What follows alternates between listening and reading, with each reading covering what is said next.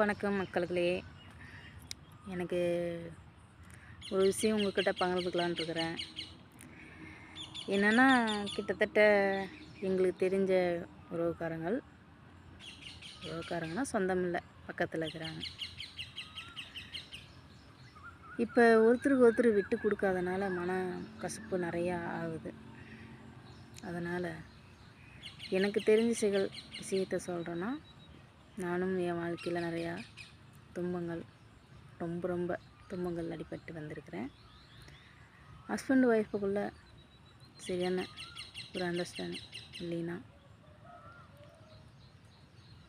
நாட்கள் நடத்துறதுக்கு ரொம்ப டைம் எடுக்கிறதுக்குள்ளே லைஃப் பிரிஞ்சிருவோம். இதில் என்ன எனக்கு நான் சொல்ல விரும்புகிறேன்னா, பெண்கள் பூ மாதிரி தாங்க. நீங்கள் பேச பேச அப்படி கரைஞ்சிருவாங்க, சக்கரை மாதிரி கரைஞ்சிருவாங்க. கோவம் இருக்குதுன்னா சில விஷயங்கள் வீட்டுக்கார்ட்ட பிடிக்காத விஷயங்கள் மாற்றிக்க மாட்டாங்களோ, நமக்கு பிடிச்ச மாதிரி இருக்க மாட்டாங்களோன்னு இருக்கும். அதே மாதிரி உங்களுக்கு இருக்கும். ஆனால் நீங்கள் சொல்லி புரிதல் பண்ணிவிட்டிங்கன்னா, மனசை எங்களுக்கு லேசாக பண்ணிவிட்டிங்கன்னா, மனசில் இருக்கிற பாரத்தெல்லாம் லேஸ் பண்ணிவிட்டிங்கன்னா செம்ம லைஃப் கிடைக்குங்க. அப்படி பார்த்துக்கோங்க.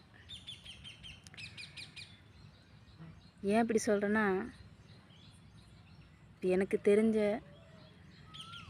பக்கத்தில் சின்ன பிள்ளைங்க தான், கல்யாணம் ஆகி 2 குழந்தைங்க இருக்குது. சண்டை சச்சரவு இருக்குது, மனப்பிரச்சனை ஒன்று தான்.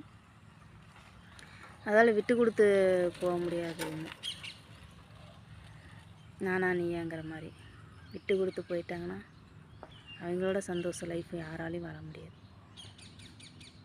தயவு செஞ்சு விட்டு கொடுத்து போங்க.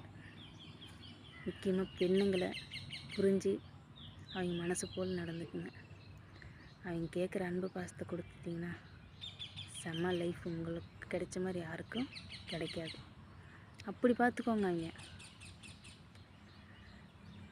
கிட்டத்தட்ட எல்லா ஆம்பளையும் கெட்டவங்கன்னு சொல்ல மாட்டேன், கிட்டத்தட்ட எல்லா லேடிஸ் கெட்டவங்கன்னு சொல்ல மாட்டேன். எல்லா பெண்களும் ஆம்பளைங்களும் நல்லவங்க தான். சரிங்களா? ஏதாவது தவறாக சொல்லியிருந்தா நினச்சிடுங்க.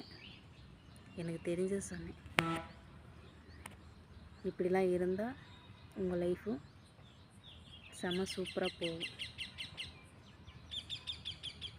கடைசியாக உங்களுக்கு தோண அவங்க தான், அவங்களுக்கு தோண நீங்கள் தான்.